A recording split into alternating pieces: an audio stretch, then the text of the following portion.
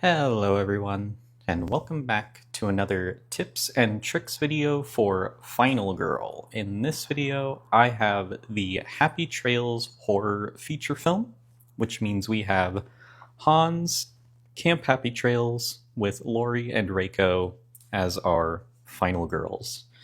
So I think first I'm going to talk about the final girls.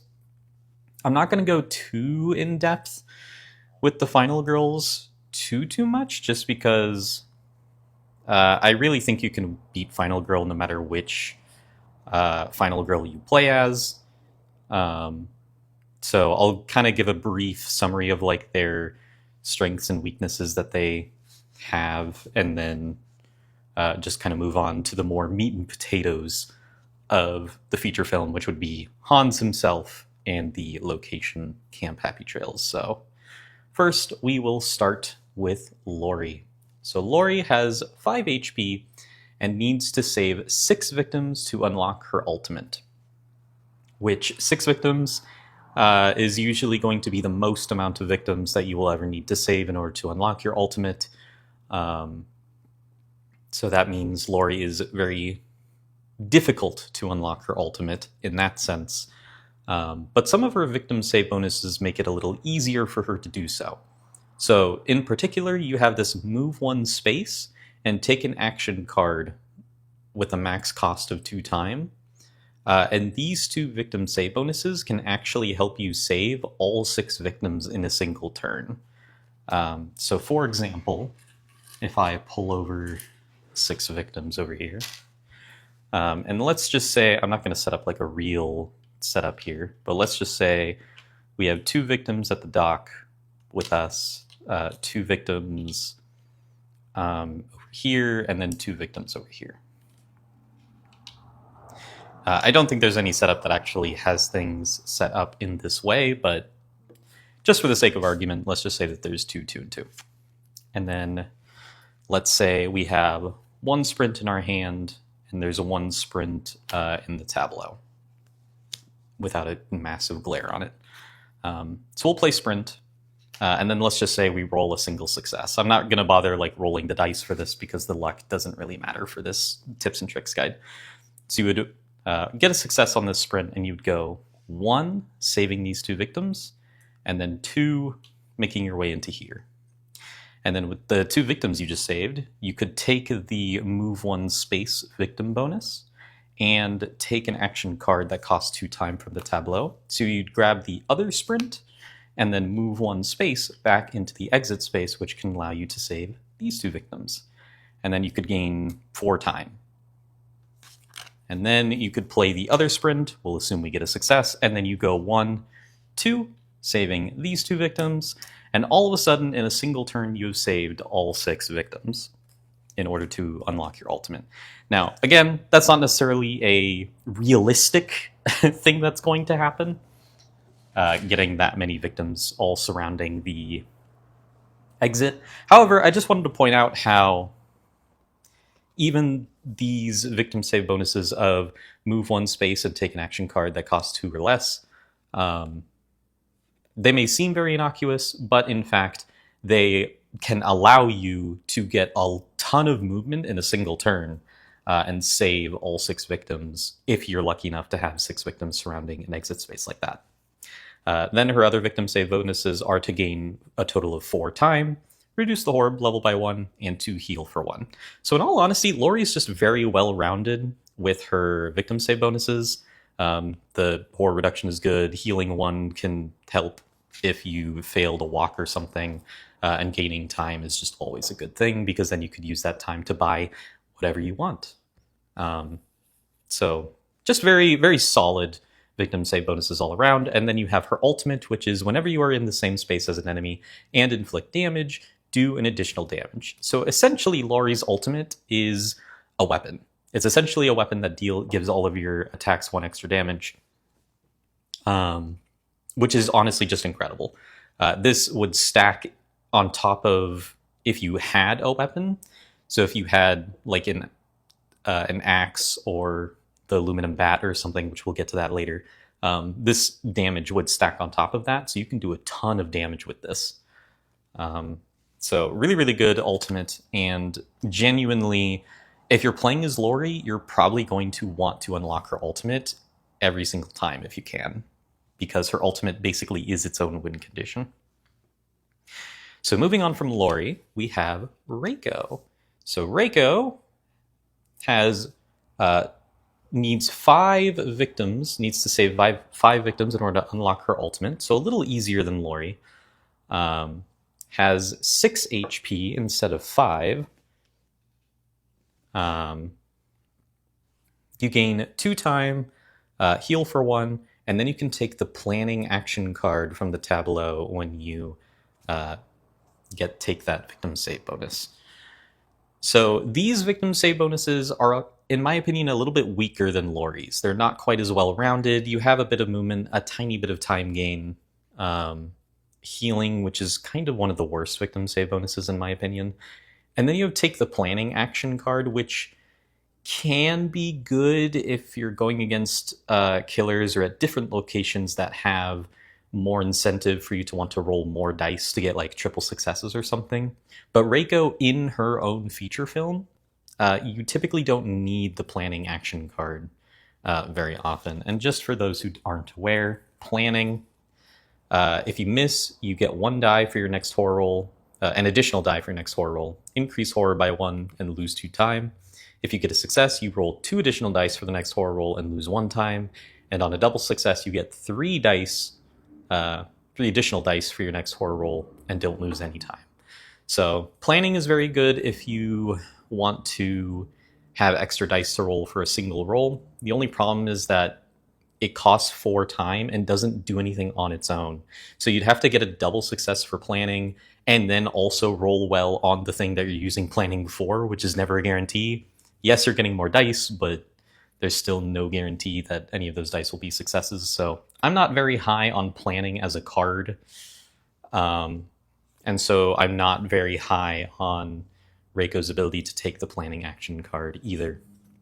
But if you save 5 victims, you get Reiko's ultimate, which is once per action phase. If an enemy is within 2 spaces, you may move to that enemy's space for free.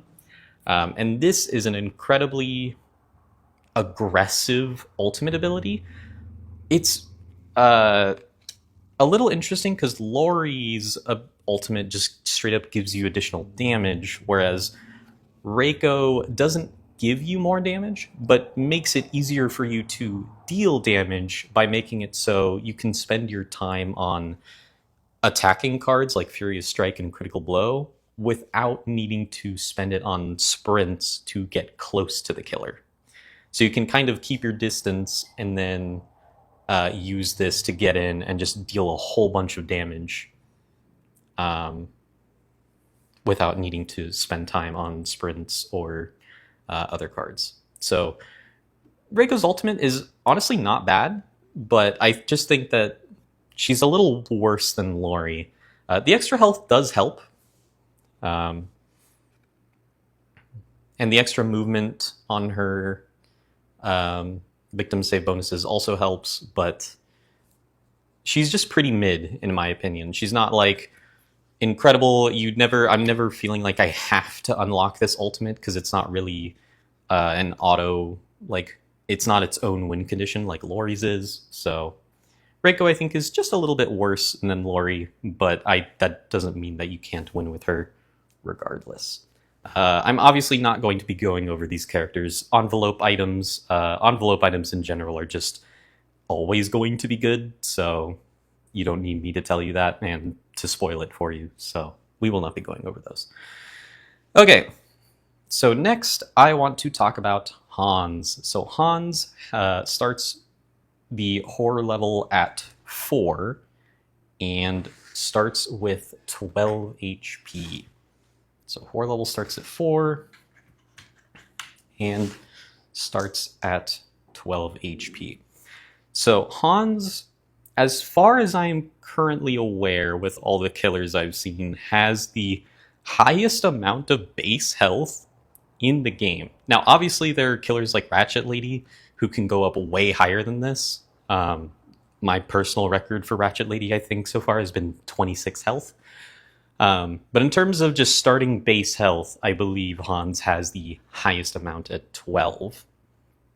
And that is very relevant because Hans, despite being a very simple killer, is by no means an easy killer.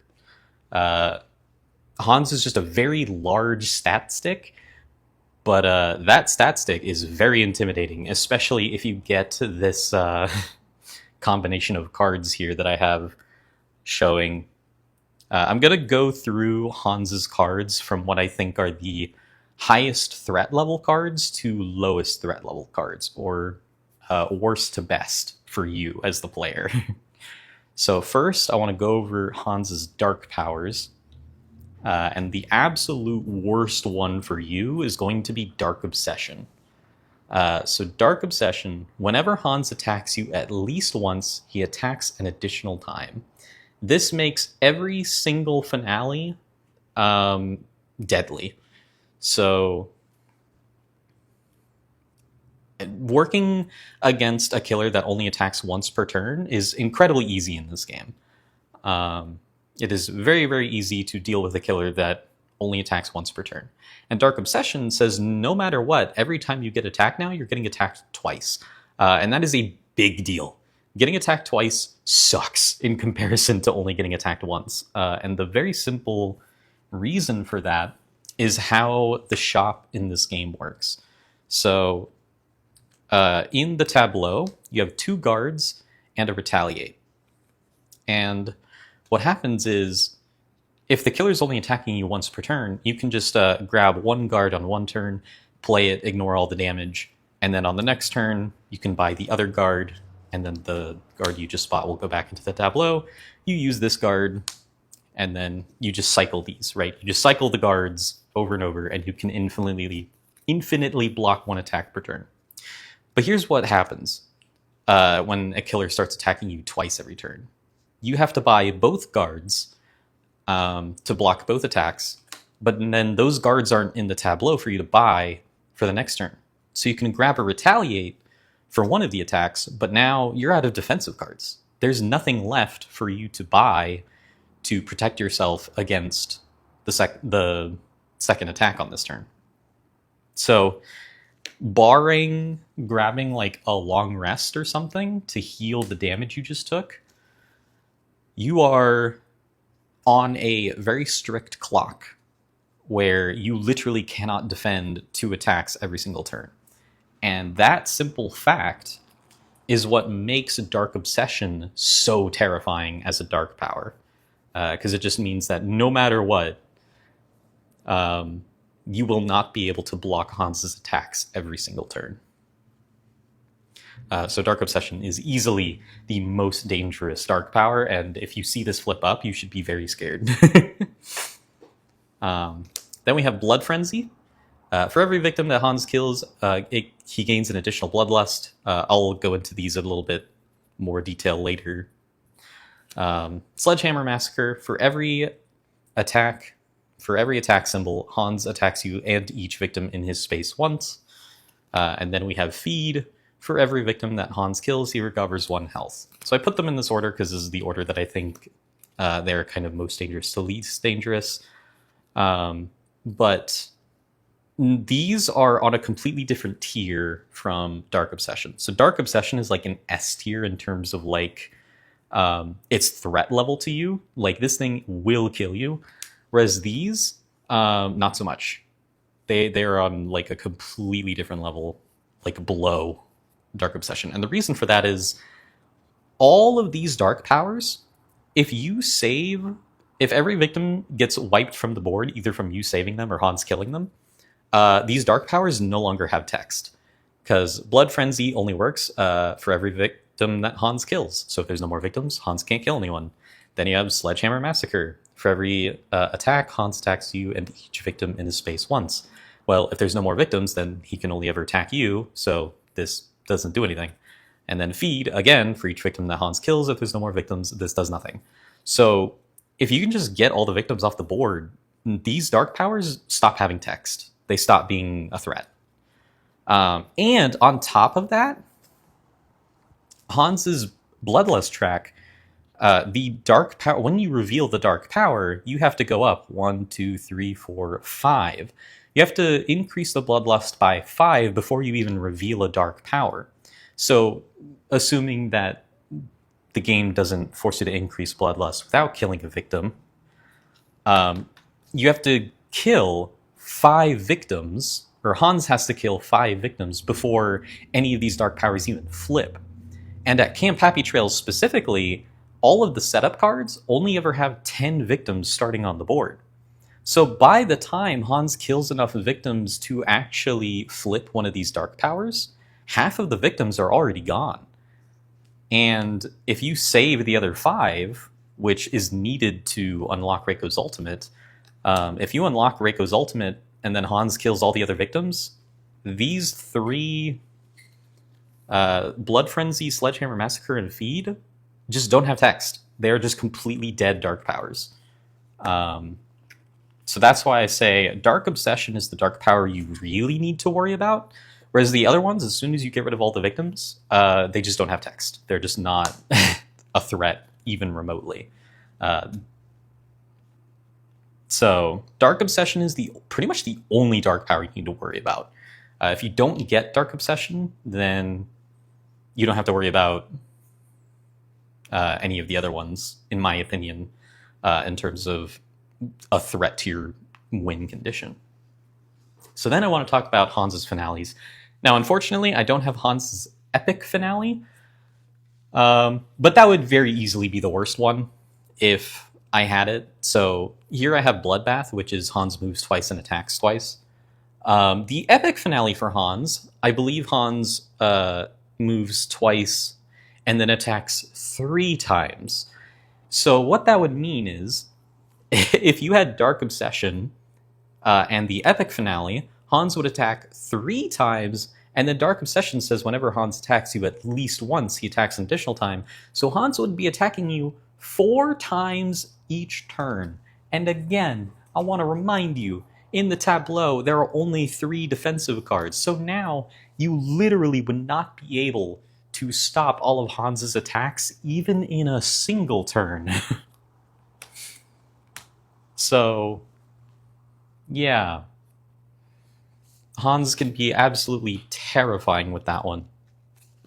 But I don't have the epic finale, but even still, I have Bloodbath, right? And Bloodbath, Hans moves twice and attack twice, and if you pair it with Dark Obsession, Hans is attacking you 3 times every turn, which I don't need to tell you why that's a problem. So, yeah, Bloodbath is easily the hardest finale outside of the epic finale, because of just any finale where the killer attacks twice is incredibly threatening. After Bloodbath, we have Butcher Bloodlust, in my opinion, is the next hardest. Because it is going to increase Hans's bloodlust every single turn, moves twice and then attacks once. But again, I'm assuming all of these get paired up with Dark Obsession, because any of these without Dark Obsession are not nearly as hard to deal with. Butcher Bloodlust without a second attack is just, even if Hans gets all the way to the top and is dealing 5 damage per turn, if he's only attacking once, you just buy a guard, play the guard, stop all the damage, and then move on, right? Whereas here, if Hans is attacking for 5 twice per turn, that's way scarier. So this paired with Dark Obsession is incredibly scary, because Hans will eventually be guaranteed to get all the way to max bloodlust while attacking you twice every turn. So you do not want to be around for too long. You don't want to let the finale last forever while this is up.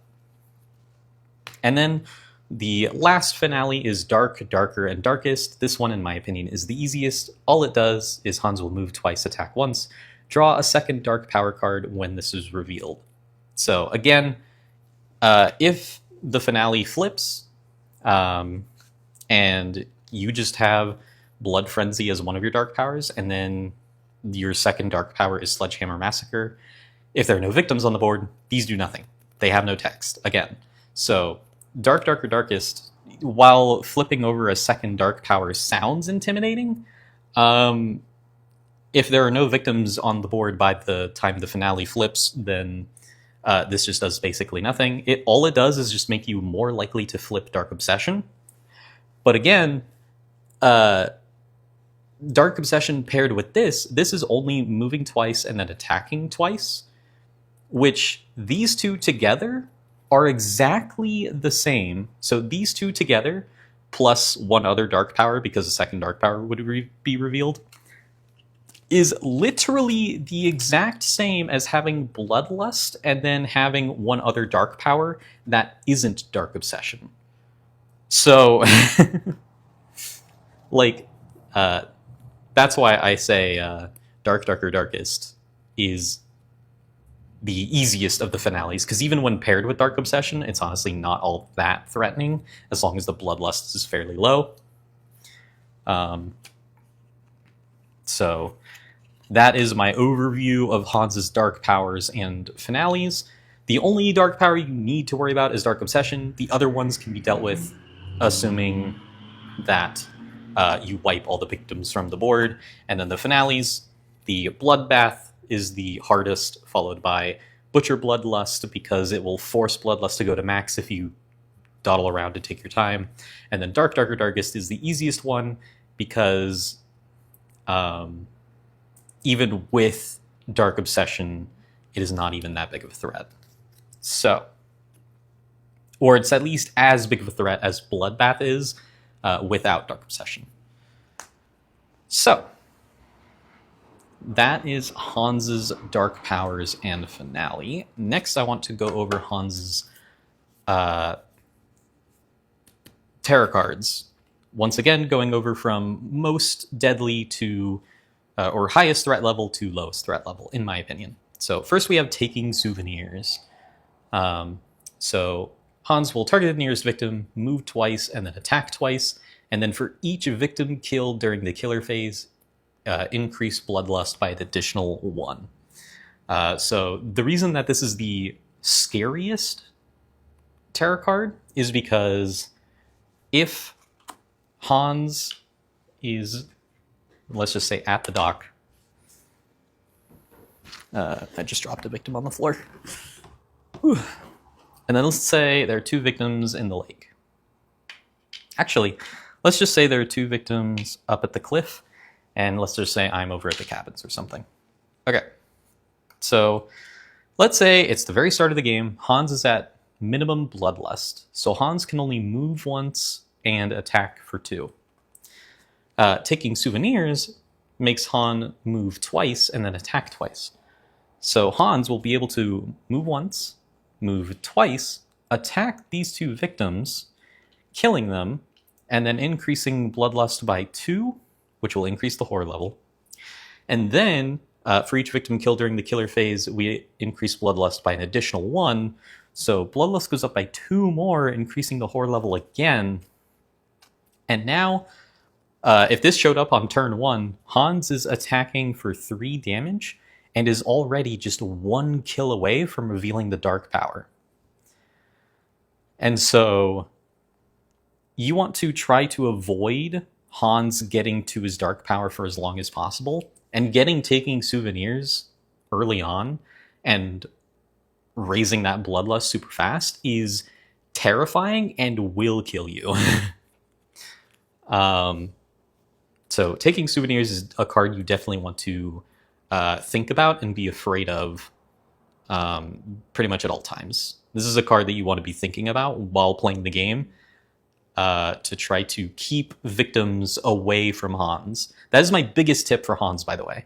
Biggest tip for Hans, keep victims away from Hans and try to save as many victims as possible, so that way this Bloodlust stays low, so that way when the finale actually does hit, Hans stays at this 1 movement. Ideally, against Hans, you will never flip Hans's dark power until the finale. Because Hans moving only once per turn, or once per boot, is significantly easier to deal with than when he gets to his dark power and starts moving for 2 for each boot. And Taking Souvenirs is a giant threat to that game plan. And then the next terror card is Horrific Hammer Rush. So this one is very similar to taking Souvenirs, but instead of increasing Bloodlust, Hans will move twice, attack twice, and then for each victim killed during this attack, you increase Horror by 1. So in that same example from earlier, if this happens at the very start of the game, Hans would move twice, attack and kill these 2 victims, increasing Bloodlust by 2, increasing Horror by 1, and then 2 victims died, so we would increase Horror by 2 more, and immediately we are in the red. But if this wasn't the very first terror card in the game, and the horror had already gone up by 1, suddenly this would be increasing Bloodlust because it's raising horror past its max. So it's not quite as dangerous as taking Souvenirs in terms of raising Bloodlust, but it is increasing your horror potentially into the red on the first turn. And if your horror level was already high before this card flipped, it basically just becomes taking Souvenirs. So Horrific Hammer Rush is very scary. And again, it's mostly just because Hans gets to attack twice. However, you'll notice if there are no victims on the board, discard and draw the next terror card. So both of these, like, in most threatening cards become a non-threat as soon as all the victims are off the board. This is a very recurring pattern against Hans. As soon as you get rid of all the victims, Hans becomes significantly less scary. So then we have, he kept swinging his hammer and killing and killing. So again, Hans will target a victim, move and attack, target a victim, move and attack. So this is basically the same as taking Souvenirs and Horrific Hammer Rush, except he will kill 2 victims even if they aren't in the same space. So these 2, he will only kill 2 victims if they're in the same space together, whereas he kept swinging his hammer and killing, will... he'll be able to kill a victim here and then move and kill a victim here and increase Bloodlust by 2. So it's literally, like, it's still threatening just because Hans is able to kill 2 victims, but there's no additional downside on it. It's just Hans being able to kill 2 victims. So still a threat because he's killing more victims. And obviously, as I've mentioned, you want to avoid him killing victims as much as you can. But these are the only 3 terror cards that allow Hans to kill 2 victims in a single turn. Every other card will only have him attack once per turn. So with that in mind, this also means that Hans does not have a single terror card in the terror deck that will allow him to attack you, the player, twice. He can target victims and attack them twice, but he will never attack you twice. So that's just something to keep in mind. Something that you don't have to worry about as a player. So next we just have, he just keeps coming. So this just increases horror by 1, and then Hans will move to the nearest target and attack once. Not nearly as threatening. These are the big 3, like, threats. The rest of these are significantly easier to deal with. So increase horror by 1, move and attack, not a big deal. And Hans has 3 of those. So very likely that this card will come up, but very unlikely that it will completely ruin your game plan. And this is, like, we're already... So again, I ordered these in, like, most threatening to least threatening, and we're already at the point where this isn't super threatening. It's just the 3 cards, and then the rest aren't as threatening. So he wants Fresh Blood, target the nearest victim, move twice, and then attack. So it's just killing a victim, basically. And Hans has 2 of those. So it's basically the same as he just keeps coming, except it doesn't increase the horror. This one is a little bit of a weird one. He just came out of nowhere. Place Hans with the farthest target possible, increase horror, and then draw the next terror card. So I have had situations where this is incredibly bad for me, and I've also had situations where this is incredibly good for me. So it increases horror by 1 and then draws the next terror card, which is most likely just going to increase horror or just have Hans kill a victim again. So this could have Hans target jump directly on top of you if you're the one that's farthest away, or if you are on standing on top of Hans's space and trying to like rush him down with a lot of damage, and then he just teleports away to a victim that's like on the other side of the map, you're suddenly terrified because Hans is now just going to start killing any victims that are over here, and you have to make it your way all the way back over to him in order to stop him. So this is a little bit of a weird one because it can either be detrimental or beneficial. That's why I kind of have it in the middle here. There's a lot of cards that are worse than it, or easier than it, and there are a lot of cards that I think are worse than it. And then it also depends on what tarot card you draw next. Like if he gets teleported to the farthest target possible, and then you draw Taking Souvenirs, big yikes, right? So this one is just a little bit of a wild card. You never really know if it's going to be good or bad, but it is a card that you should always keep in mind is possible. At any point, Hans has one card where if you see it, you'll never see it again, but until you see it, Hans always has the ability to just teleport away from you. So keep this card in mind, but don't let it like scare you too much. The teleport is not the scariest thing that Hans has in his tarot deck. Then we have He's Just Standing There. So this one just increases horror by 2, and then Hans will move to the nearest target, but he will not attack. So he is just standing there. This one I have is pretty tame. The horror spike is a little bit scary, obviously. Haha, very funny. The horror spike is a little scary, but it's pretty easy to keep your horror level down for the most part against Hans. If you just keep drawing and playing distractions and focuses every turn.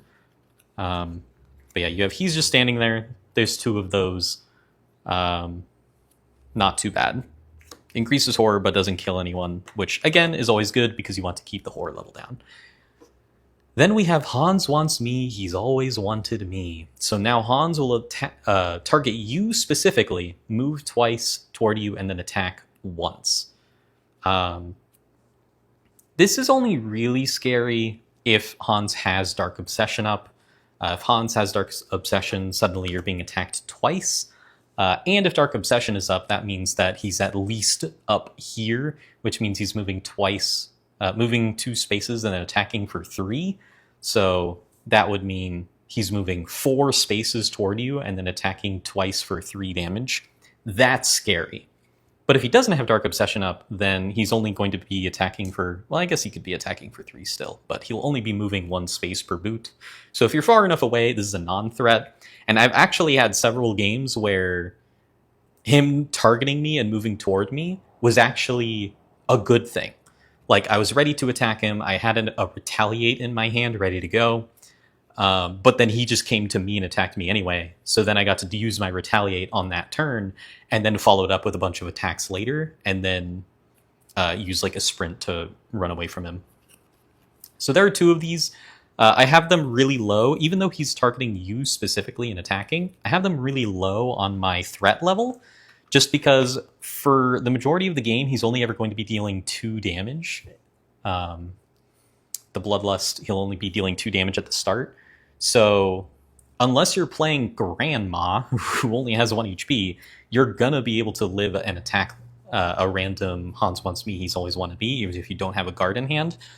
And with with either of these, you can survive 2 of those, because Lori would take 4 damage from getting attacked twice from even if you drew both of these back to back, and you would still live. So it is a card that can kill you, but in my experience has either been basically Hans just does nothing because he tries to get me and doesn't make it because I'm far away, or he does attack me and it either just deals a little bit of damage and I just move on with my life, or it was actively beneficial where I retaliated and then dealt a bunch of damage with attacks that I had stocked up ready to go. So this is a card that, again, I don't think it's very threatening, at least in my experience. Maybe this card has killed you a million times and you think I'm crazy for putting this here, but... Then we have Hans's minor dark powers. So we have Unholy Speed, where Hans moves an additional space for each boot, and Unholy Rage, where Hans does an additional damage for each attack. So I have both of these super low, just because, again, you want to keep Hans's Bloodlust low, and technically all these do is give him 2 extra health and waste a turn. That gives you more time to save victims to get them off the board. So I view these as a free turn for the most part. Unholy Speed is actually way more dangerous than Unholy Rage.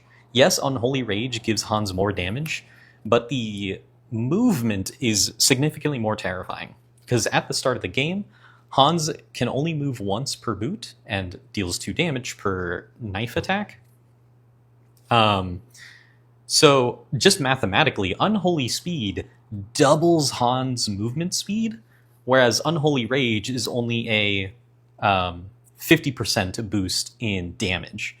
So just from that mathematically, the movement is way scarier than the attack. And also, again, you want to prevent Hans from being able to move around the board and kill victims. And no matter how much damage he does, he's always going to kill 1 victim when he attacks. But if he has more movement, he can get across the board faster and reach those victims, even if his movement is only at 1, because now it's actually at 2. So Unholy Speed is a lot more threatening than Unholy Rage, but neither of these minor powers are really that threatening. Honestly, the more threatening part of these cards is the fact that they give Hans extra health. So Hans going from 12 HP to 16 HP potentially is actually the much bigger problem for you. And then lastly, we have Dark Feast. All this does is increase horror by 1, and then for every victim that is dead, Hans recovers 1 health. Literally every single time I've had this card come up, Hans has been at full health, so it's just been increase horror by 1 and then do nothing. So this card is easily, in my opinion, the least threatening card in the Terror deck. I've never thought about this card a single time. And every time it's come up, I've just been happy to see it. So that is my sort of analysis on Hans's Terror deck.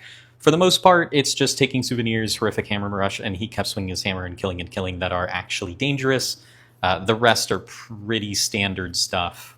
Like just a little bit of increasing in horror level and killing a victim or attacking you every turn, but like nothing too crazy. And even the crazy cards like having Hans teleport across the map are a bit of a toss-up on whether they'll be detrimental or beneficial to you. So it's pretty much just the attacking twice cards on the victims that are anything to write home about. Okay, so that's it for Hans. My biggest tip for Hans already that I mentioned multiple times, just get victims off the board. Just get victims off the board and try to find a weapon that will allow you to deal additional damage against Hans because he has such a high health pool. Those are the 2 biggest tips, is just save as many victims as you can to get them off the board, and find a weapon to deal additional damage. Or if you're playing Lori, unlock her, do both, right? Because Lori does both. You can save 6 victims, and then her ultimate lets you do additional damage. So Lori versus Hans, you absolutely want to unlock that ultimate to get as many victims off the board and deal additional damage, and then just start going after Hans. The other thing for Hans is that you don't want to reach the finale if you can help it. Now again, that's easier said than done because of Hans' really high health pool. It's hard to rush him down and kill him quickly, which is really why you need the additional damage from Lori or from the weapons we'll talk about in a second. So yeah, Hans, not an easy killer by any means, but is manageable if you kind of target his biggest weakness, which is his movement. His weakness is his movement. He can only ever move 1 space per turn, again, unless you're getting these really nasty ones where he can move twice in a single turn. But you can see this only lets him move once. This one lets him move twice, but only attacks once, so it's kind of fine still. Here he moves twice, but then he doesn't attack at all. Here he moves twice, but he attacks you, so he's not attacking victims. Yeah. So his movement is his biggest weakness, so that's why, again, it's super important to keep this low, so that way you can kind of manage his... he will only ever move once per turn, and then even if you get to the finale against him and you get something like Bloodbath, where he moves twice and attacks twice, if his movement is only at 1 movement per boot, This isn't even that threatening because as long as you get 3 spaces away from him, which you could very easily do with just a sprint and a walk, he can't even attack you. So even Bloodbath and Dark Obsession, where he's moving twice and attacking 3 times, that doesn't matter if you just cycle your sprints and walks to stay away from him every turn. So, I think that just about does it for Hans, for my tips for beating him and analyzing like the tarot cards and the dark powers and finales that are the most dangerous. So let's move on to the other half of Happy Trails Horror, which is Camp Happy Trails itself. So Camp Happy Trails as a location, again, it doesn't have any special rules. It has nothing special going on. So I'm just going to spend my time talking about events, items, and the tarot cards. I'm not really going to talk about the setups too much, because for the most part, I've kind of already covered how to analyze the starting setups in my tips and tricks, just like for Final Girl generally. And depending on what items are face up in the item decks, it would change what you would want to do on the first turn anyway. So I'm not going to go over the setups really, but I will go over everything else. So let's go over the tarot cards, since we just went over Hans's tarot cards. So the most threatening tarot card for me in Camp Happy Trails is Fire. So Fire, you roll a die to determine which space bursts into flames, the cabins, the utility shed, or the dock. And if you notice, that is all of the search spaces. So all of the spaces that have items are in danger of being hit by this. All victims in that space are killed. Discard all item cards from that space. If you or an enemy are there, you each lose 1 HP. So this card makes being at 1 health in a search space a threat. You do not want to be at 1 health in any search space because this card exists.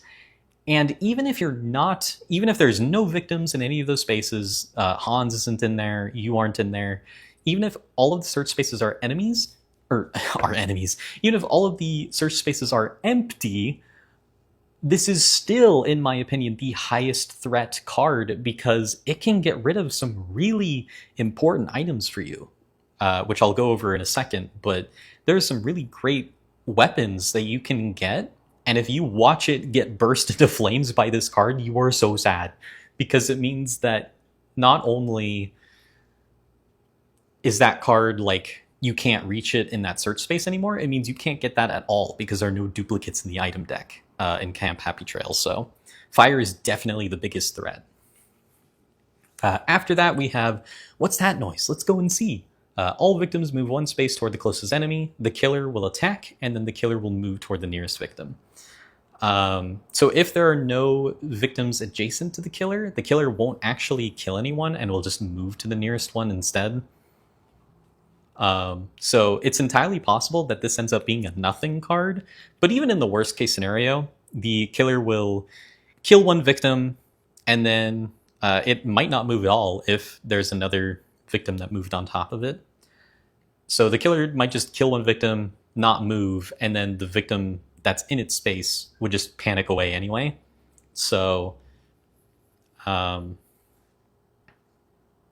this card is like, the absolute worst case is only 1 victim goes into the killer's space, the killer kills it, and then moves to the next nearest victim to be killed next turn, like Hans, because Hans attacks his space every single turn. So that's like a little spooky, which is why I have it as the second highest threat level here. But this isn't that bad, because I've had it happen a lot of times where the killer just kills no one, or the killer only kills 1 victim and then another victim panics out of their space. So this can be threatening, but for the most part, it can be threatening, but it also could not be that bad. Then you have, you can't save us, no one can. All victims in your space must panic twice, then the killer attacks their space, and then moves to the nearest victim. This one is even less threatening than the previous one, because if the killer isn't anywhere near you, then victims panicking twice may not even end up in the killer space to be killed. And then on top of that, if there are no victims in your space at all, this doesn't do anything other than the killer would attack their space and then move. But again, if there's no one in their space, then the killer just doesn't kill anyone. So this one is just even less likely to be detrimental than the other one. That's why it's lower. And then lastly, we have Run for Your Life. All victims that are not in your space must panic. The killer attacks and then moves to the nearest victim. The only reason I have You Can't Save Us, No One Can as a higher threat level is because it is really annoying if you're about to save 2 victims and then they panic away from you, and then you have to like go scramble to try to grab them and get them to the nearest exit again. That's why this is annoying. Not necessarily because the killer can potentially kill them, but just because victims panicking away from you is really annoying. Whereas Run for Your Life, all victims that are not in your space must panic. So yes, while it is true that more victims are going to be panicking, which means it's more likely for victims to panic into the killer space to be killed, it's also just as likely for victims to panic into your space, making it easier to move and save them if they were in a little bit of an awkward space beforehand. So this card could actually be kind of a toss-up between being beneficial and detrimental. So, and it only panics victims that are not in your space. So again, the victims that are with you aren't just going to randomly run away from you. That's why I have this one as a slightly lower threat level than You Can't Save Us, No One Can. Then let's go see if the rumors are true. Place 2 new victims in the space where the killer started the game, increase horror, and draw an event. So any tarot card that adds victims is gross, especially against Hans. These against Hans are really bad. Against other killers, they may be bad, they may not be, depending on if the killer cares about having a ton of victims on the board. So these against Hans specifically, I'd actually probably rate probably right below Fire. But in general, I don't think these are as bad as other tarot cards. So placing 2 victims in the space where the killer started the game, this is a little sketchy, because if this is the very first tarot card you draw, you're just going to be placing 2 victims in the space with the killer. So a little spooky on that front, but because the victims don't immediately die, if you're close enough, you could still like run over and like get them out of the killer's space potentially to save them. So it's not the worst thing in the world, but it is not ideal. And it's adding victims to the board, which is never good. But yeah. Then we have I Fell Asleep. What did I miss? Place 1 new victim at the cabins and then increase horror by 2. So this only places 1 victim on the board and then gives you a little bit of a horror spike, but it's not that bad. It's not increasing bloodlust. It's not adding 2 victims to the board, and it's adding them in 1 specific space, that being the cabin. So not that bad. This is very easily manageable. Then that girl, what's her name? She can help us. Place 2 new victims in the space where you started the game, increase horror, and draw an event. This one is arguably beneficial, because again, if this is the very first tarot card in the game, it just places 2 victims on top of you that you can immediately take to the nearest exit. So this one is arguably helpful to you. Obviously, if it comes later in the game and they could appear in the space with the killer if the killer happens to be in the space where you start the game, but obviously, I can't predict everything in Final Girl. I'm just giving you guys the general consensus. And then lastly, we have the least threatening tarot card, which is Maybe Things Are Starting to Go Our Way, which is draw the top card of any item deck. Obviously, this is just strictly beneficial with no downside whatsoever. Getting a free item is always incredible. So there you go. That is all the tarot cards covered for Hans and Camp Happy Trails. And in my opinion, this combo is not that bad in terms of tarot cards. The Camp Happy Trails has a few tarot cards that will add victims to the board, but very few that actually put those victims under fire. And Hans, again, really targeting down victims, but only has a few cards that are actually dangerous. Okay, so with that out of the way, let's talk about some of these items. First, I'm going to talk about the non-weapon items in order from least beneficial to most beneficial, and then I'll talk about the weapons last, and then I'll finish off the video by talking about some of the events in Camp Happy Trails. So, what are the items that we can find at this location? First off, the least beneficial item in my opinion, we have the flashlight. Once per action phase, spend 1 time to look at the top card of the tarot deck, leave it or place it at the bottom of the deck. I think the flashlight is just bad. There are only ever 10 tarot cards in play during a game, so if you reach the finale, the flashlight becomes useless. Also, you have to spend time to look at the top card of the tarot deck. I don't even think I would consider this item to be good, even if it didn't cost time, to be honest with you. Because the other thing is, like, it lets you look at the tarot card and potentially put it on the bottom, but that also means that if there's only 1 tarot card left, you just get to look at it, but you can't put it on the bottom because there's only 1 left, so the bottom is still the top. So yeah, I don't think the flashlight is very good. I pretty much never pick this thing up, and I win most of my games regardless. So first aid kit. This is the next least beneficial item. It is a item that you have to hold in one of your hands to use it, and every time you use an action card to recover health, recover an additional health.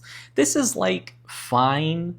This is one of those cards where if, like, flashlight was on top of the item deck and I used a search, got a double success, and then got to look at 2 items, and I got the flashlight and the first aid kit, I would take the first aid kit, but I don't imagine that I'm getting a lot of use out of it. So these initial items, we're looking at ones that if I had to choose between it and something else, I'm trying to search to get a double success so I can find something better. So flashlight, I'd look for something better. First aid kit, it's like fine, but I'm looking for something better. Trash can lid, 1-handed item, 3 uses, and ignore a damage. It's okay. It can be helpful against Hans here with his 3 damage. Once he gets up to 3 damage, you can use a single success from a guard and then the trash can lid, 1 use of the trash can lid to fully block the damage without needing a double success, which is, again, fine, but it's not going to win you the game, so it's kind of mid, and I would probably look for something better. Mysterious pills. Again, discard this during the action phase and choose one of the following. You either get to reduce the horror level or heal for 2. Usually I'm just using this to reduce the horror level by 1. Again, it's not great. It's basically a focus for free, which is incredibly mid. Like, focus as a starting card, it's not incredible. So yeah, Mysterious pills, not my favorite either. Lucky Rabbit's Foot. Discard during the action phase to make a horror roll. For each star, choose one of the following. Gain 2 time, heal for 1, reduce the horror level, and move 1 space. This is a little bit better, obviously, because I have it as more beneficial than the other ones. But it's reliant on luck, which makes it less good than something that would just do something beneficial inherently, but I've used this a few times to get me out of a few tight spots where I would gain time that I needed or I would move space that I needed. So it's not nothing, but it's still not what you're looking for in terms of a win condition to help win the game. Lucky Dice, just discard it to reroll any or all of your dice. Just a decent card to mitigate some bad luck. It's okay. I'm not going out of my way to grab this, but if I see it on a double success of a search, I might pick it up. The map. So discard during the action phase, and then for each deck of item cards, do one of the following. If the top card is face down, reveal it. If the top card is face up, you may remove it from the game and reveal the next card. So I have the map above all these other items, because the map, this is what I would use to get rid of any of these other items that are below it. So, whoops. So Lucky Dice, Lucky Rabbit's Foot, Mysterious Pills, Trash Can Lid, First Aid Kit, and Flashlight. All of those are cards that I would be happy to get rid of with the map in order to find something better by removing it from the game and revealing the next card. Then we have the Energy Drink. So Energy Drink, you can discard this during the action phase and choose one of the following: gain 3 time or move 1 space. This is just a decent item. Having the ability to just move 1 space at any time for any reason for free is honestly really solid. Also, this spike of 3 time is actually incredible as well, because it puts you from 6 time up to 9 time. This lets you buy a distraction for free. It makes it super easy to get a critical blow in something else. This 3 time is nothing to sneeze at. Both of these effects are very strong. So Energy Drink, it's not something I'll always go out of my way to pick up, but it is something that is very, very good. I'm not unhappy to have an Energy Drink, I guess is what I mean to say. Motorboat Keys. So we have now reached the item cards that I'm going to start actively going out of my way to pick up. So place the motorboat token at the closest space to you bordering the water. Spend 2 time to use the boat to travel to any other space bordering the water. Victims may come with you. The motorboat is bananas. So this could be potentially its own kind of win condition. So let's say, for example, we're at the dock. So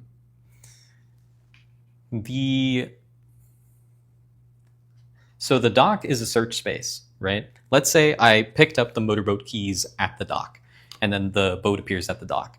Now, without using a movement, I can just spend 2 time to use the boat to travel to any other space bordering the water. So at the cost of 2 time, I can just use the boat to go over to the cabins not for free, you had to spend 2 time, but like without needing to roll dice or use movement cards, I just spend 2 time, go over to the cabins, and now I can start searching the cabins instead. Also, the motorboat is absolutely incredible during the finale against a killer like Hans or another killer that doesn't necessarily have a ton of movement. Because let's say we're over here at the dock and Hans is like on top of us, right? But let's say he has Bloodbath and Dark Obsession. So we really don't want to get attacked 3 times on this turn. Well, I mean, I have the motorboat, so I can just spend 2 time and just go to the opposite end of the map. And now Hans has to walk all the way around in order to get back to me to start attacking me again. And then by that point, I've like bought more cards, searched the cabins, and I can just spend 2 time, just go straight back to the dock. And then again, like prepare, buy more cards. Like this just gives you so much time against a killer without a lot of movement. And even against a killer that has a lot of movement, it can give you at least 1 turn to like get away. And then you can just keep repeating that, just going back and forth, and just making it so that the killer can never catch up to you. So the motorboat keys are just absolutely incredible. And the fact that victims can come with you is just the cherry on top, because again, normally Makeout Point is a really nasty spot at Camp Happy Trails because you'll get these victims up here, but they're in a dead end. There's only one way in and one way out of here. And so if the killer ends up standing right here on the cliff, these victims are stuck here. There's nothing you can do about it to like, you can get in here, but they're not going to follow you out because they'll never follow you into the space with the killer. But if you have the motorboat keys, now you can use the motorboat to get into Makeout Point and then just spend time to get away, like over here or something, and then you can just walk into this exit and save them all in a single turn when they should have been trapped otherwise. So the motorboat is just incredible. I cannot overstate how incredible the motorboat keys are. And I will absolutely go out of my way to grab the motorboat keys, because while it's not technically like a win condition on its own, it might as well be. Like the added movement it gives you is just so invaluable. So yeah, motorboat keys, do not sleep on this. This is incredible. Then we have the whistle. So the whistle is also incredible. You can spend 1 time to use the whistle, once per action phase. When used, all victims adjacent to you will move to your space. Then all enemies will also target you and move toward you. As long as you have the whistle, 1 additional victim will follow you. So honestly, the whistle is just incredible for this last line of text here. As long as you have the whistle, 1 additional victim will follow you. Being able to have 3 victim follows you instead of the normal 2 is fantastic. Or if you have the Stubborn Kids event where 1 less victim will follow you, this just makes it so that you're back to the normal amount of victims will follow you. The whistle is just really, really incredible for that last line of text, but its first effect is nothing to sneeze at either. Spending 1 time to have all victims adjacent to you go into your space can save you on some movement. And again, if you are, let's say, what's a good example here? Here's a good example. If I'm here, right outside the utility shed, and there's a victim in the utility shed, over here, and over here, it would be really tough to like kind of sprint to move up here and then back down, and then like maybe sprint again, move down here, move back up here, and then sprint a 3rd time to go up here and then move all 3 of them to the exit, assuming you had the whistle to like have the extra victim. But if you use the whistle's ability to just spend 1 time and then all victims adjacent to you will move to your space, you just spend 1 time to have all 3 of these victims move into your space. Then you just use 1 sprint to move all of them to the nearest exit. And then you get to save 3 victims all at once. It is incredible. The whistle is so good. And especially against Hans in particular, again, you really want to get victims off the map against Hans, and the whistle just allows you to do that super easily. So do not sleep on the whistle. Even though you might think like, oh, well, I'm spending 1 time and then the killer's moving toward me. That's really bad, right? Not necessarily. Because even in that situation, like let's say this is our setup here, in this situation, all the victims would move toward me, and then Hans would just move 1 space toward me, and then I just sprint in the opposite direction, and the killer moving toward me did nothing. Or let's say we're at makeout point, and Hans is here, right? Let's say I'm at makeout point with these 3 victims. Again, makeout point is this weird dead end where you can get stuck sometimes with these victims, but the killer's blocking you. But if you use the whistle, you can spend 1 time and then intentionally have the killer walk on top of you. But now, because the killer's in your space, now you can take these victims out and make it to the nearest exit, because they won't follow you into the killer's space, but they will follow you out of the killer's space. So sometimes having the killer walk into your space can actually be beneficial to you. So again, the whistle's versatility and having 3 victims follow you is just incredible. Do not sleep on the whistle. Then we have fireworks. Here's where we get to like S tier cards. I mean, whistle and motorboat are like arguably bottom of S, top of A if I were to do a ranking tier list, but this is easily S tier. So spend 2 time to place the fireworks token in your space or an adjacent space, not the lake. Discard this card. Whenever the killer must choose a target, they will choose the fireworks instead. Discard the fireworks token when the killer enters the space where it is located. So this is essentially just a turn skip for the killer.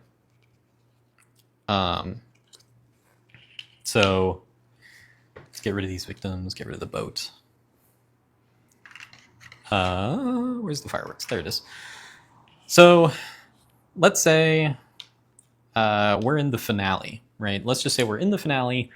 Hans is at Bloodbath, Dark Obsession. I really need to avoid taking a ton of damage from 3 attacks this turn. What do I do? Well, if you have the fireworks, you just spend 2 time, put the fireworks in an adjacent space, and then when Hans has to target the nearest victim or you, the final girl, and move, it says, Whenever the killer must choose a target, they will choose the fireworks instead. So even though the killer is in my space, it will still choose the fireworks as the movement target. And so Hans will just move here, get rid of the fireworks, and now I have an extra turn because it moved to the fireworks, couldn't attack anymore, couldn't attack anyone because there's no one there, and then will only come back on the next turn. So this is just the ability to skip the killer's turn, and honestly, anything that can skip the killer's turn is just immediately S tier in my opinion, because of the way the tableau works, and you have to wait a turn before you can buy cards that you've already previously bought. Any item that can skip the killer's turn is just incredible because it can allow you to buy the cards that you just used on the previous turn. So it really is just that simple. Fireworks skips the killer's turn, and that's it. It's a good item. Pepper spray, once again, same thing. One-handed item. If the killer is in your space, you may discard this to immediately end the killer phase, ignore the remaining movement, attacks, and any other effects. So if you have ended your turn in the space with the killer, you just say, oh, your turn started, it's the killer phase, I'm just going to discard this and skip your turn. And now I can just use a bunch of attacks to just unload on you immediately. And they didn't get to do anything about it. And then after unloading on them, you can just spend 4 time to get a retaliate and then do damage on their turn as well.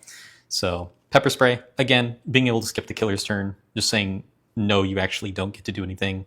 Just incredible. I don't really have much to say else about that. Then we have the bear trap. So this is spend 2 time to place the bear trap token in your space. Discard this card. If the killer enters the space with the bear trap, discard the token and immediately end the killer phase. The killer receives 2 damage. So again, this is a turn skip and deals 2 damage. So it is easily the best non-weapon item in the game for Camp Happy Trails, in my opinion, because it does everything that I say that I want in an item. Where is the bear trap? So if I'm here, I spend 2 time to place the bear trap here, and then buy a Furious Strike or something. Then Hans will enter the space, take 2 damage, and then immediately end his turn, and then I can start attacking him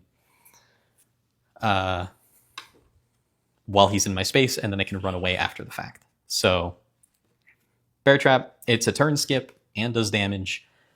I don't know what else you could ask for, quite frankly. It's just really, really good. Because you could have a turn where you like do a bunch of damage to the killer, walk 1 space away, then use the bear trap. Then the killer will follow you, take more damage and end their turn, and then you get to attack again. So just very, very strong. All right, so that's all the non-weapon items. Let's go into the weapon items. We have the old revolver as the worst weapon at Camp Happy Trails, in my opinion. I think I have used this thing maybe once. It has a range 1, specifically 1. It doesn't work at range 0. You have to be 1 space away from the killer in order to use this. And on top of that, the old revolver may only modify the weak attack action card. This makes this thing basically unusable, unfortunately. Because I sit here and say, like, oh, Lori's, like, 1 extra damage is incredibly powerful, right? So, like, old revolver, it gives you 1 extra damage. It should be really powerful. It's not. It's not. It doubles the damage of weak attack, but that's not great. So, the problem with old revolver here is just the fact that because it can only modify weak attack, you play weak attack, it'll deal 2 damage now instead of 1. Incredible, doubling the damage. But then it goes into... There's a turn where it goes into the tableau, and then you can't buy it. Then you buy it on the next... Or, yeah, you get it back for free on the next turn, and then you get to use it again to deal 2 damage. Like, old revolver can only deal its damage every other turn, which just makes it really bad. It just makes it really bad. I would actually rank it worse than most of the non-weapon items, probably. It's pretty terrible. So yeah, don't waste your time trying to get the old revolver and making it work. It's a weapon, but it's not one that's going to help you as much as you might hope. Then we have the archery bow, which is significantly better, but still not great. It has a range of 1 to 2. That 2 range really matters. Does 1 damage, 2-handed weapon, 3 uses. The archery bow cannot modify an action card and must be used without one. It costs 2 time to fire an arrow. So basically, in a single turn, you could spend all 3 uses and all 6 of your time to deal 3 damage to the killer from 2 spaces away. Which is fine. It's okay. three damage for free, or for free in terms of like you don't have to buy an attack, use an attack, and then roll dice. It is just 3 damage flat without needing to roll any dice. That's pretty good in this game. But it's nothing to sneeze at. It's nothing to write home about, right? Like, it can help you finish off a killer that's already taken a bunch of damage, but taking Hans from 12 HP down to 9 is not gonna win you the game, right? It's not gonna win you the game. So it's like, okay, it's definitely better than the old revolver, but the fact that it's 2-handed can also make it a little clunky with pepper spray that is a one-handed item. So, I don't know. Archery bow's just a little... It's fine, but it's a little finicky. Then we have the knife. The knife is the first actual really good weapon on Camp Happy Trails.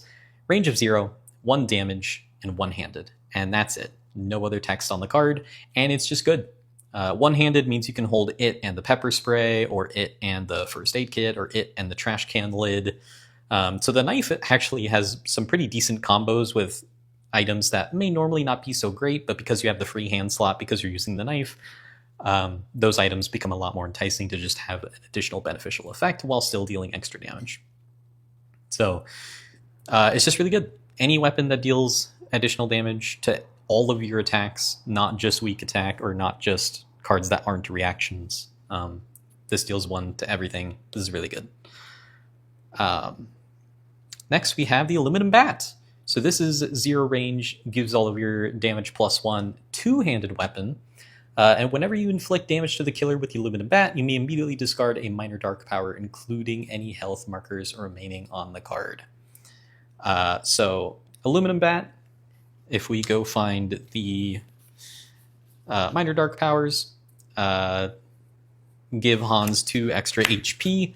If you use the Aluminum Bat and Hans has a minor dark power, it would discard that minor dark power first, and then you get to deal damage from your attack after the fact. So it effectively deals 2 damage on top of increasing all of your damage by 1. Obviously, it's situational. If the killer doesn't have a minor dark power active, then this effect does basically nothing, and then it kind of becomes a worse knife because it's 2-handed instead of 1-handed. I still put it above the knife just because it has an effect, but the knife might actually arguably be better just because it's 1-handed instead of 2-handed, but Aluminum Bat's still good. You'll still take it if you see it, even if there are no minor dark powers in play, because again, 0 range, giving all of your stuff +1 damage is just good. It is always good. And then lastly, the final weapon at Camp Happy Trails is the Axe. 0 range, buff all of your damage by 2, 2-handed weapon, no text whatsoever, and this is easily the best weapon at Camp Happy Trails, full stop. If you see the Axe face up in an item deck at the start of the game, you will rush to that and pick this up, and it will double your output, double the damage output you can produce, and it will be incredible for you. So pick up the Axe. You will not regret it. And that is it for items. Lastly, I'm going to briefly go over the events. I'll just go over like the ones that are really nasty and the ones that are beneficial, but there's not a ton of more I can add to this. Plus, this has been going on for 1 hour and 20 minutes for me so far. So, stubborn kids, 1 less victim will follow you. This event is brutal. The only way to really mitigate it is if you have the whistle to let an additional victim follow you. Otherwise, you just have 1 less victim following you for the rest of the game, and it sucks. So this is just purely bad. and there's not a lot you can do about it, unfortunately. So, Death Wish. During the upkeep phase, move the victim closest to the killer one space toward it. Do not count victims currently in the same space as the killer. Again, this is just bad. Having a victim always move closer to the killer, potentially moving into the killer's space itself, is just really bad. Again, not a lot to add there. You just have to kind of deal with it. Clingy Campers. There is no penalty for the first victim you save during the action phase, but for each additional victim saved, you lose 1 health. So this is kind of like Stubborn Kids, where you're kind of decentivized saving more than 1 victim in a turn, but at least you still can. Like, it sucks to lose health to save victims, but at least you still can save multiple victims in a turn. You just have to be a little careful with your health. So it's not that bad. Fresh Meat. Place 2 new victims at the cabins, 2 new victims at the dock, and 2 new victims at the fire pit. This is horrible. Fresh Meat is awful, because again, adding 6 victims to the board, especially against Hans, just sucks. It's so bad. It's just giving the killer more fodder to kill and increase their bloodlust, even if you saved all the victims beforehand. Fresh Meat is just terrible, but gotta deal with what you gotta deal with. Then we have Star-Crossed Lovers. 1 exactly 2 victims are in a space and 1 of them is killed. The other immediately dies as well. This is like kind of whatever. It only comes up if there are exactly 2 victims in a space, not if there are more than 2, just exactly 2. So just kind of keep your victims separated unless you're taking them, having them follow you to the nearest exit. Just make sure you're kind of away from the killer. Yeah, that's pretty much it for that one. Dark Waters. Place a Dark Waters token at the lake. All victims at the lake are killed. Whenever a victim enters the lake, they are killed immediately. This one very rarely actually bothers me that much. I've had it kill a victim, I think in one of the setups. Yeah. In the skinny dipping setup, there is a victim that starts in the lake. So it can kill that victim at the very start of the game. But outside of that, the only way victims are going to be walking into the lake is through like other events, like the Death Wish event.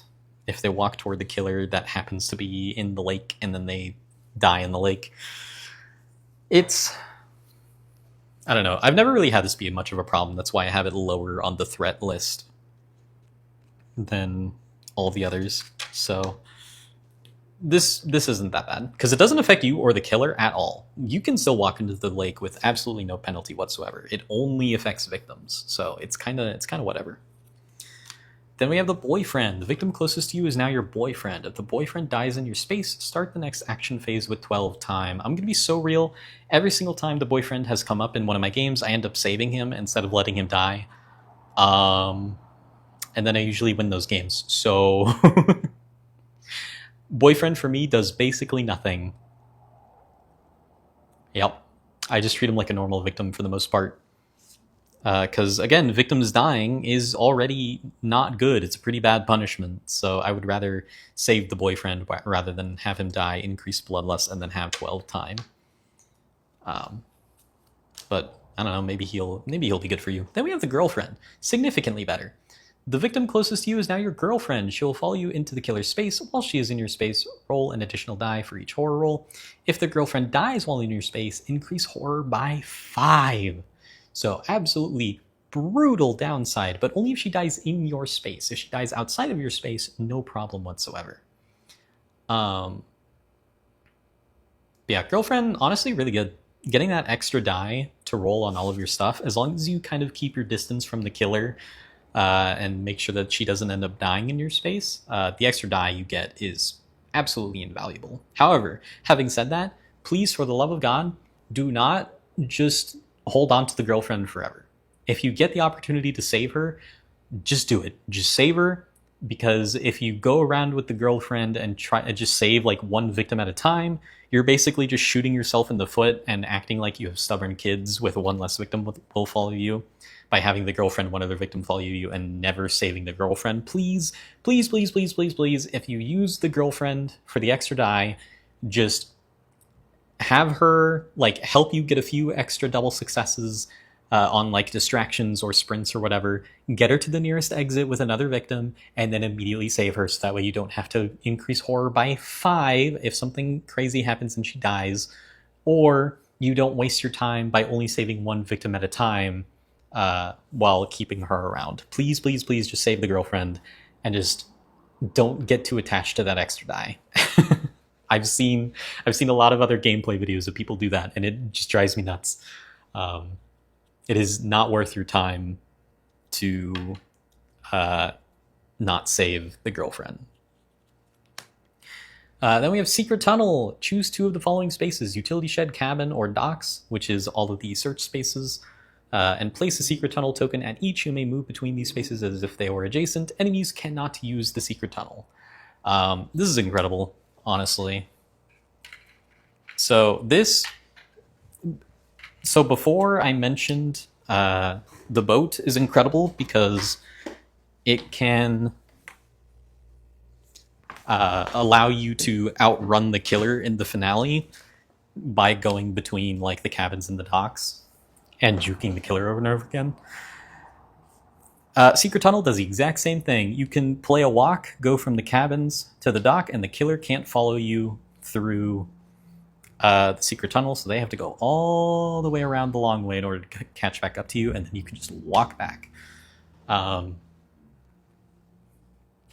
So Secret Tunnel, it's just kind of incredible.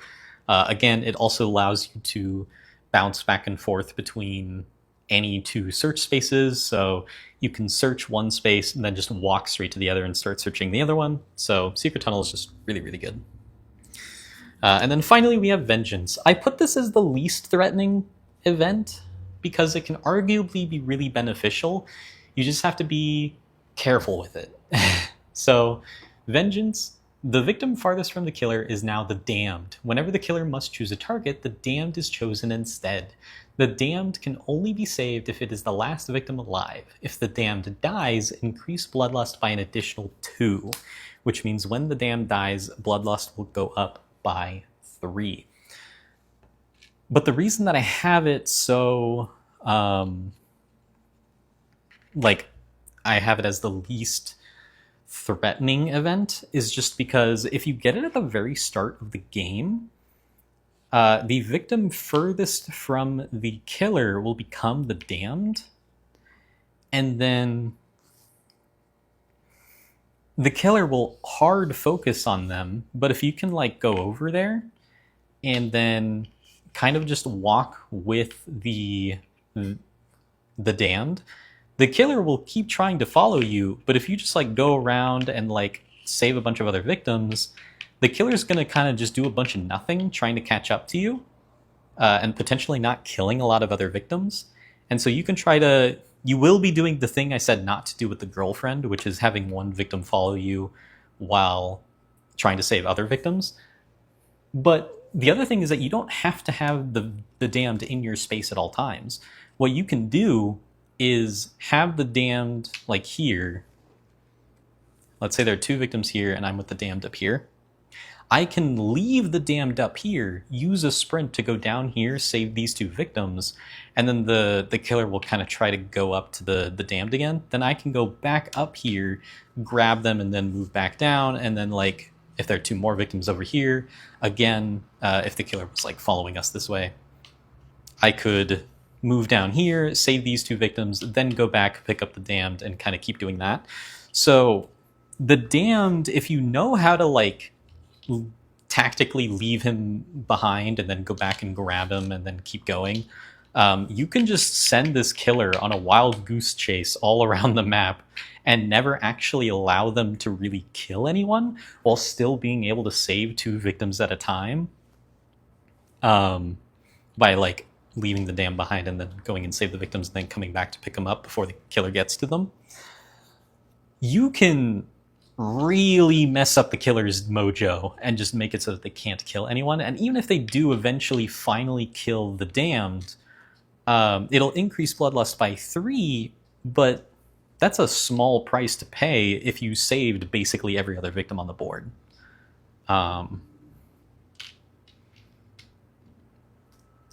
Yeah, and in Hans's case, increasing Bloodlust by 3, he still has the same attack and movement that he did when he started the game. So, yeah. The damned if you learn how to do the dance right to send the killer on a wild goose chase, you can absolutely have that be the most beneficial event to you and save every other victim on the board. So, that is the Happy Trails Horror feature film tips and tricks video. I've gone over both the Final Girls, all of Hans's stuff, all of Camp Happy Trails stuff. I hope you enjoyed. I hope you got something. I hope you got something beneficial out of that. And I will plan on doing this for all of the Series 2 feature films.